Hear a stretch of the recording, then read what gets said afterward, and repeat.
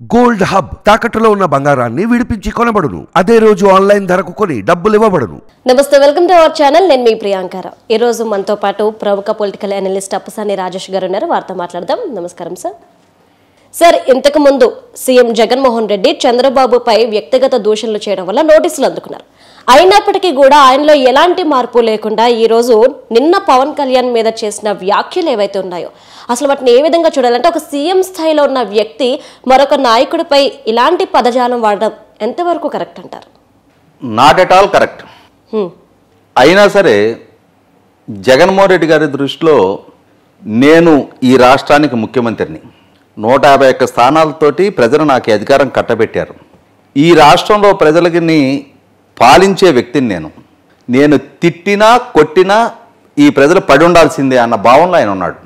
ఇవాళ YCP party అధ్యక్షుడు, రాష్ట్ర ముఖ్యమంత్రి అంటే మనం రాజ్యాంగం ప్రకారం రాజ్యాంగ పరిరక్షకుడైన గవర్నర్ని first citizen of the state అని అంటాం. కానీ అధికారం పరంగా లెక్కేసుకుంటే ముఖ్యమంత్రి సర్వం సహా అధికారి.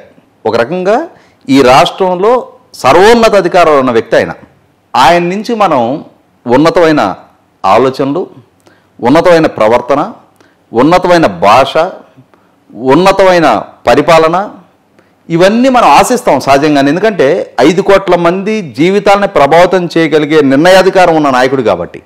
కానీ ప్రతి సందర్భంలో ఇదేంటి, ఈయన రాష్ట్రానికి ముఖ్యమంత్రి కదా, ఈయన ఇట్లా మాట్లాడుతున్నాడు, ఇట్లా మాట్లాడకూడదు కదా అని చెప్పని మనం అనుకుని పోనీలే ఈసారే నేను కొంచెం మెరుగు మాట్లాడతానేమో చూద్దాం అని చెప్పని మనమే సర్ది చెప్పుకున్నాం. ఎందుకంటే మన కర్మో గ్రాపాట తెలియదు. మన రాష్ట్రంలో, మన దేశంలో, మన ప్రజాస్వామ్య వ్యవస్థలో రీకాల్ సిస్టమ్ లేదు. ఒకసారి ఎంపిక చేసుకున్నాము అని అంటే ఆ పార్టీలో ఇంటర్నల్గా ఏదైనా సంక్షోభం తలెత్తి వాళ్ళ నాయకత్వ మార్పు జరిగితే తప్ప ప్రజల పక్షాన ఆయన్ని ఆ పదవి నుంచి దింపగలిగే వెసులుబాటు లేదు. 5 ఏళ్ళు మనకి ఇష్టం ఉన్నా లేకపోయినా భరించాల్సిందే, సహించాల్సిందే. ఇవాళ జగన్మోహన్ రెడ్డి గారికి ఇది అడ్వాంటేజ్.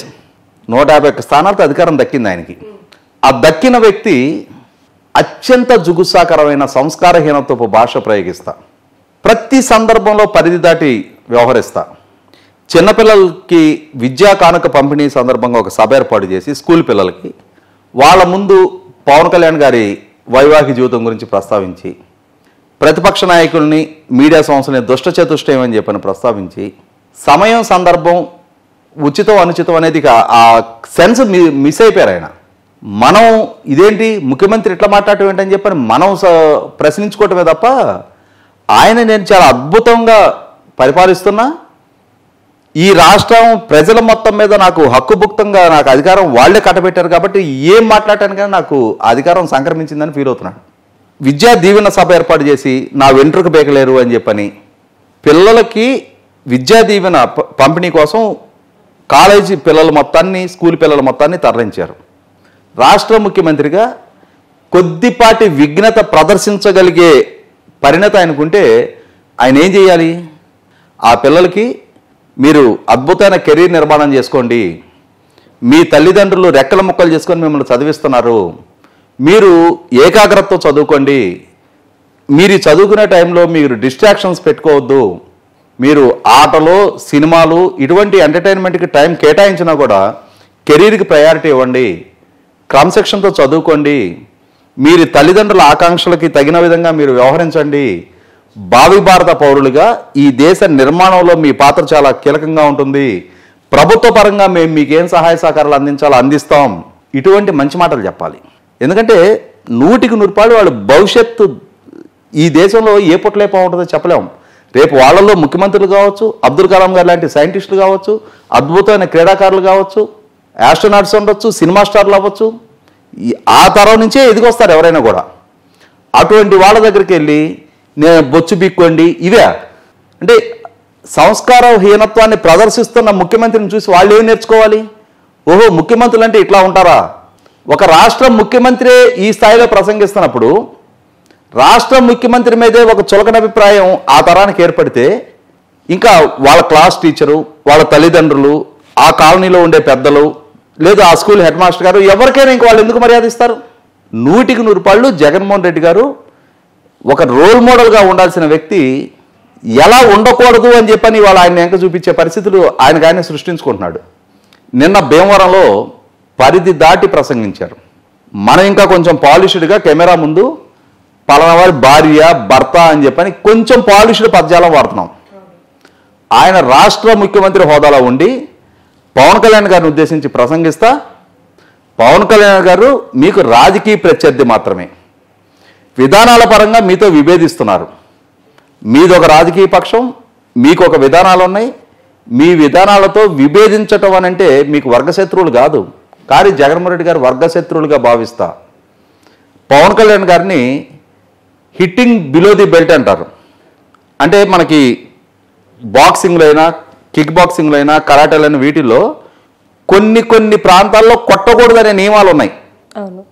జగన్మోహన్ రెడ్డి గారు గెలుపుకి సునాయాస మార్గంగా ఈ మార్గాలు ఎంచుకుంటున్నాడు. హిట్టింగ్ బిలో ది బెల్ట్ అంటే ఎదురుపడి కొట్లాడే ధైర్యం లేనాడు. ఇద్దరు పిల్లలు కొట్లాడుకుంటున్నారు, ఇద్దరు ఒకరికొకరు గుద్దుకుంటా ఉన్నారు. ఒకడు నేను ఓడిపోతున్నాను అనిపించినప్పుడు గట్టిగా కొరకటం, ఎందుకు గెలవలేనాడు చేసే పని అది. ఓడిపోతామనే భావన కలిగినప్పుడు ఈడు నన్ను కొట్టేస్తున్నాడు, ఈడు ముందు నేను ఓడిపోతున్నా అన్నప్పుడు అప్పుడు ఈ కొరుకుడు గిచ్చుడు ఇట్లాంటివి బిగిన్ చేస్తారు. ఇప్పుడు జగన్మోహన్ రెడ్డి గారు ఈ దిగజారుడు భాష చూసిన తర్వాత ఆయనలో అభద్రతా భావం బిగినైంది. కాబట్టి విధానాల పరంగా ప్రశ్నకి సమాధానం చెప్పలేక, విమర్శకి ప్రతి విమర్శ చేయలేక, ప్రతిపక్షాల నుంచి వస్తున్న ప్రశ్నలకి జవాబు ఇవ్వలేక ఈ విధమైన వ్యక్తిత్వానికి పాల్పడుతున్నారు. ఇది ప్రజలు రిలీజ్ అవుతున్నారు. జగన్మోహన్ రెడ్డి గారి బేలతనం ప్రజల ముందు ఆయన ఎక్స్పోజ్ చేసుకుంటున్నాడు. ఎంత జుగుసాకరంగా మాట్లాడానన్న 4 ఏళ్లకు ఒకసారి పెళ్ళాలని మార్చుతూ నియోజకవర్గాలను మారుస్తున్నారు అని చెప్పని. ఇవాళ ఒక విషయం మాట్లాడుకుందాం. ఇప్పుడు పవన్ కళ్యాణ్ గారు 1కి 10 సార్లు చెప్పారు, మంచో చెడో నా జీవితంలో అట్లా తటస్థించింది, నేను అధికారికంగా లీగల్గా డైవర్స్ ఇచ్చి నేను వేరే వారిని వివాహం చేసుకున్నా, నేను అది కోరుకొని జరిగింది కాదు, బై యాక్సిడెంటల్లో నా జీవితంలో అట్లా తటస్థించింది అని ఎక్కడ దాచుకోలేదు దాన్ని. దానివల్ల ఎవరికి అంటే అయితే ఆయన వ్యక్తిగతంగా ఆయన జీవితం ఎఫెక్ట్ అవుద్ది, లేదు అని అంటే ఆయనతో జీవితం షేర్ చేసుకున్న వారి భాగస్వాములకు ఎఫెక్ట్ కావాలి. వారు ఎవరైనా మీడియా ముందుకు వచ్చి పవన్ కళ్యాణ్ గారిని మేము ఆ రోజు చేసుకొని డైవర్స్ తీసుకోవడం వల్ల మా జీవితాల్లో ఈ నష్టం జరిగిందని జగన్మోహన్ రెడ్డి గారికి కంప్లైంట్ చేశారా? ఈయనకేంటి నొప్పి? ఇప్పుడు ఒక రాజకీయ పార్టీ నాయకుడిగా పవన్ కళ్యాణ్ గారు విధానాల పరంగా ప్రభుత్వాన్ని ప్రశ్నిస్తున్నారు. సమాధానం చెప్పి తీరాల్సిన స్థాయిలో మీరున్నారు. మీరు ఈ రాష్ట్రానికి ముఖ్యమంత్రి, 5 కోట్ల మంది ప్రజలకి పాలకుడు. మీ విధానాల్లో లోపాలుంటే, మీ ప్రభుత్వంలో పొరపాట్లు జరుగుతూ ఉంటే, తప్పొప్పులుంటే, అవినీతి జరుగుతుంటే, మీ నాయకులు ఏదైనా అరాచకాలకు పాల్పడుతుంటే ప్రతిపక్షాలు ఎత్తి చూపుతాయి, ప్రశ్నిస్తాయి, సమాధానం చెప్పి తీరాలి. మీరు ప్రతిపక్ష నాయకుడిగా ఉన్న రోజు ఆనాటి ప్రభుత్వం మీద రోజు విమర్శలు ఎక్కుపెట్టలేదా? ఆ రోజు ఆ ప్రభుత్వం కూడా మిమ్మల్ని ఈ విధంగానే వ్యక్తిగతంగా జుగుత్సాకరమైన భాషతో మిమ్మల్ని సంబోధించిందా?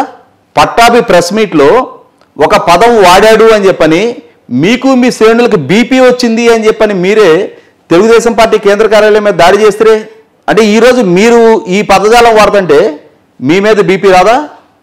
చాలా బీపీ వస్తుంది ప్రజలకి. మీ చేతిలో ఉన్న అధికారం, మీ చేతిలో ఉన్న వ్యవస్థలు వాళ్ళని కొంతకాలం పాటు కట్టడి చేస్తాను. ఇంకెన్నాళ్ళు కట్టడి చేస్తారు? ఇంకొక 26 రోజుల పాటు. మే 13 ఆ ఫ్రస్ట్రేషన్, అణుచుకో ఉన్న ఆవేశం, పేదవాడి కోపం పెదవికి చేటు. ప్రస్తుతం వాళ్ళు పెదవులే కొడుకుంటూ ఉంటారు, వాళ్ళని వాళ్ళు హింసించుకుంటూ ఉంటారు, వాళ్ళ భావోద్వేగాలు వాళ్ళు నియంత్రించుకుంటూ ఉంటారు. మే 13వ తారీఖు రోజు ఆ ఈవీఎం దాంట్లో ఏ గుర్తు మీద నొక్కాలి అనేది వాళ్ళు ప్రజలకు నిశ్చాప్రాయానికి వచ్చేసి ఉంటారు. అంటే మీ అభద్రతా భావం చాలా స్పష్టంగానే ఉంది. ఖచ్చితంగా ప్రతిపక్ష కూటమి ముందు తేలిపోతున్నాం, ప్రజలలో మన్నన పొందలేకపోతున్నాం, 1000 బస్సులు పెట్టి తరలించిన సభ్యులు నిలబడట్లేదు, నా ప్రసంగాలకు స్పందన రావట్లేదు. ఇది మీకు అర్థమవుతుంది. మీ ఇంటెలిజెన్స్ రిపోర్ట్లు వస్తున్నాయి, మీకు మీ సర్వే బృందాల రిపోర్ట్లు వస్తున్నాయి, మీ వ్యూహకర్తల రిపోర్ట్లు వస్తున్నాయి, మీ ప్రాపర్ ఫీడ్బ్యాక్ మీకు ఉంది.